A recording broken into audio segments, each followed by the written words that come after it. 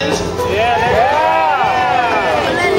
great. My name is Alex. We're going to bring out one of our animals in a few moments. But first, we have an important message.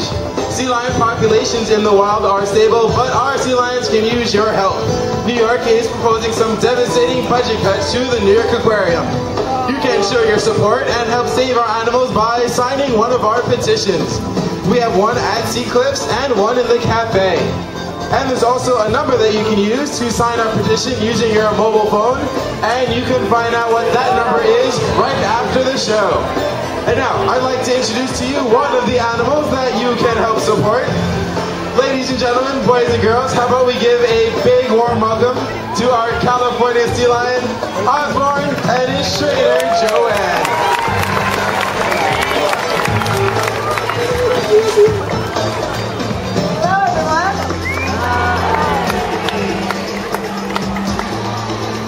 Osborne is 9 years old, and he weighs over 400 pounds. Oz was born at an aquarium, but in the wild, California sea lions can be found living up and down the Pacific coast. Sea lions are very social animals and gather in big groups called rookeries. And rookeries, they can be some noisy places.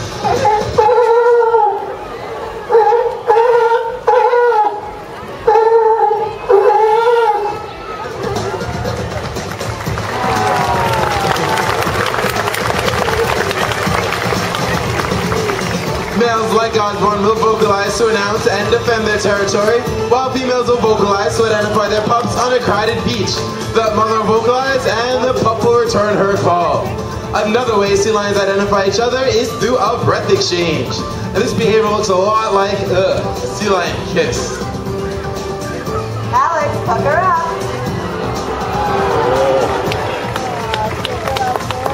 Sea lions belong to the larger group of animals called the pinnipeds, and this includes the walruses, true seals, and the eared seal. Now, I'm pretty sure everyone here knows what a walrus looks like, but it can be pretty tricky to tell the difference between a true seal and an eared seal, so we're going to give you a few hints. First, take a look at the side of the animal's head. If you see an external ear flap, you're looking at an eared seal, just like Osborne. Sea lions also have very long, very strong, and very flexible front flippers, which they use to pull themselves through the water, just like we do when we go swimming. Now they use their hind flippers for steering. Check these out. Those hind flippers can rotate underneath their bodies, and that enables them to walk on all fours. Now, using all these adaptations, sea lions can be extremely mobile on land. I like to move it, move it. Hey! I like to move it, move it. Go ahead, Osborne, you can take it. I like to move it, move it. I like to move it, move it. I like to move it, move it. I like to move it, move it. I like to move it, move it. Okay, guys, that's enough. We can move on now.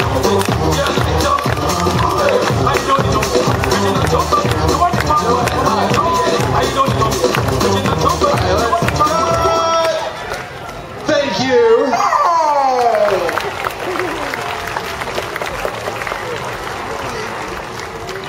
You know, you can be such a show-off sometimes.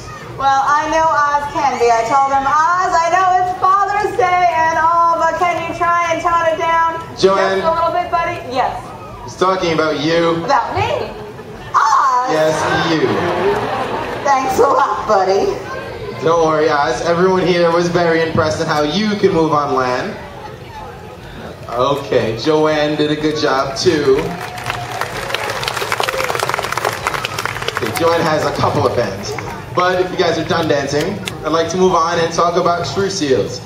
Because true seals are different. They have much shorter front flippers. Very tiny. And their rear flippers can't rotate underneath their bodies. No, they can't. No, okay.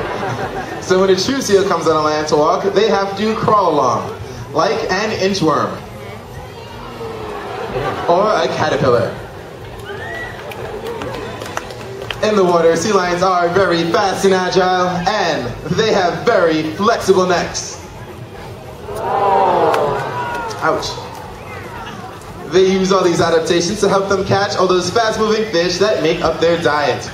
This makes sea lions superb predators, but they don't always play the role of the hunter.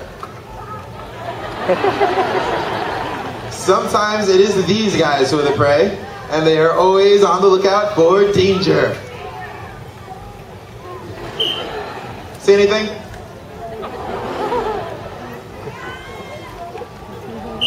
Are you sure? Okay, well, of course, there's no danger here in the Aqua Theater. But in the wild, there is another predator that prowls through our waters, stalking Corey, just waiting for the right moment to strike. The primary predator of the sea lion is the great white shark! Joanne, only a couple of people thought that was funny. Only a few of you? Osborne, we don't need their sympathy claps. Let's show them how it's done.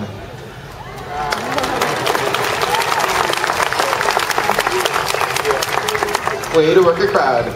But you know what? This isn't something we should be joking about. Due to overfishing, sharks are in some serious trouble. Some shark populations have decreased by as much as 80%, and if we're not careful, some may soon die out. Which may... Hey! Osborne, who's clapping? Alright, well, wait, let's not encourage him. This may seem like a good thing from a sea lion point of view, but in the long run, this really isn't good for anyone. You see, as the number of shark populations fall, nature's balance gets upset, and the whole food chain gets threatened. Aww. That's right, Osborne. As strange as it sounds, we need sharks. In fact, all species rely on each other in order to survive. Come on, Osborne.